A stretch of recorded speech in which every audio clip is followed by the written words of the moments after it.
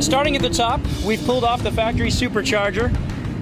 It's a 2.3 liter Lysolm unit, and we've put on a 3.4 liter Whipple unit. So that's what provides our boost. And today we're running a 23 PSI pulley with the MS-109 fuel. We've got in here methanol injection. So in here there's a tank, there's a pump that pumps 200 PSI, and on each side of the exit ports on the supercharger we have jets. And so at the exit port, 200 PSI methanol, and it's run by the mass airflow sensor, so it's only when the car needs it. And so it doesn't use a whole lot of methanol. It works really well. We've got an AccuFab throttle body. Well, how much does that cool down the intake? It's probably a good 20 degrees. So it makes a pretty big difference. For a nice long mile run like this, it makes a big difference. Okay, here's our transaxle cooler, which helps keep the transaxle oil cool. And then we have a overflow. When the fluid gets hot, it has somewhere to go, and then it's vented, and it can go back down when it cools off. And then that also allows us to fill and control the level in the transaxle. And this is factory, or you went bigger than factory? We make this in our shop. So some of these from the factory, you got this nice cool looking scoop and it does nothing. There's nothing there. There's holes for it, but that's it. And then on the other side, what's the other scoop used for? The other scoop is nothing. There's just the ECU over there. So these are cosmetic. These are cosmetic scoops. In the twin turbo kit, we might make this air intake for the air. So do you think for this run here, you would actually get better aero by taping it off, or have you guys thought about that? Taping these, closing both sides off? The air has somewhere to go, so you know there might be a gain. We tried taping off the whole car last time, and we didn't really gain anything, so we just run it like it is. All I do is I tape up the faux brake ducts, and that's it. So those aren't real either? Those aren't real. And what is real? What's real in this car? What else have you guys done? We've done Penske shocks all the way around. I was wondering if that was stock. I didn't think. Yeah, we've got the remote reservoirs over here. Yep. It's got a spec clutch in it.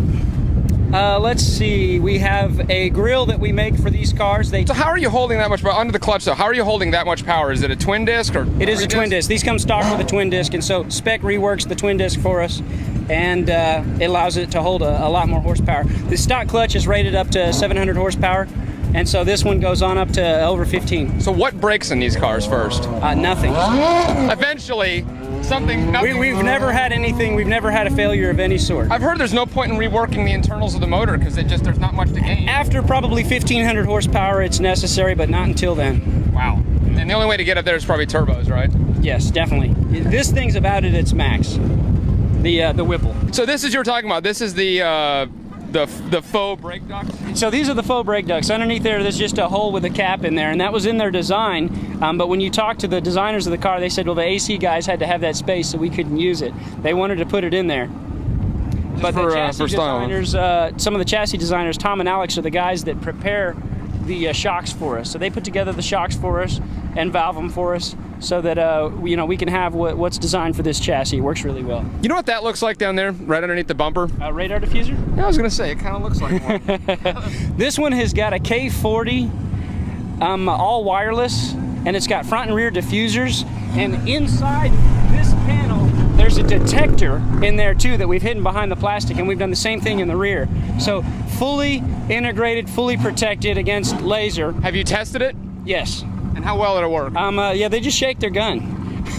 But yes, I mean, in general, people still think these things are full of crap, but from what I've seen, they work. By K40, these work. Yeah, some exotic car companies even offer this as an option. It's a factory option. Do they really? Who? You can get them put on a Ferrari from the Ferrari guys. As it should be. From what I hear, the grill here they had in early 05s, and they kicked that for costs too. So we started building these grills to protect the condenser, because that condenser just gets peppered, just gets hammered with rocks, and just starts to look really bad after a while. So we just took some stainless grid and powder coated it and screw it on there. It works really well. You know, I guess if they're going to have to cut costs somewhere, it's cool that they did not do it on the drivetrain. There you go. All heavy duty. Yeah. Once they designed it and bought it, you know, they were the bean counters went after everything else. They went after everything else, yeah. Great about this is that this is like the only like supercar that is readily modifiable. Yeah. I mean, you know, within reason. You can't really easily modify like an Enzo or any Ferrari or exactly. Lamborghini. It's got really. the platform to go more extreme than any other car that I know of. The way that it is, you can twin turbo Gallardo, but you have to rebuild the motor. This you never have to pull the motor. Yeah, that's awesome. And I'm guessing it's pretty easy to work on. Not too bad, not too bad. Everything's really tight, so you have panels on the bottom you have to remove. Everything is very tight, but... It is programming like the Mustangs? Yes. Same ECU? Very nice. SCT programming. Yeah, so that's easy. Yeah, we run a Mafia to help our mass airflow meter, and then we've got a very large mass airflow housing in our intake. Have you sold any to the Mafia? No, not that I know of. It seems like it'd be a good car for that crowd, you know? One thing about this car is it won't sit. Okay. If you're spinning it, it's going. You can't stop it from going. So, you know, you can just let loose. What I would recommend is somewhere around 3,000. You know, start there. Get the clutch out pretty quickly, and then, you know, ease into it in first. Okay. You don't want to power shift, but speed shift. If you power shift, you're going to spin. Okay. But you know, shift fast. Sure. That's a great shifter. Okay. Great transaxle. Okay. So if you shift fast and run it to nearly 7,000. Okay.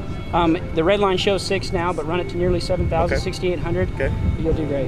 Okay, great.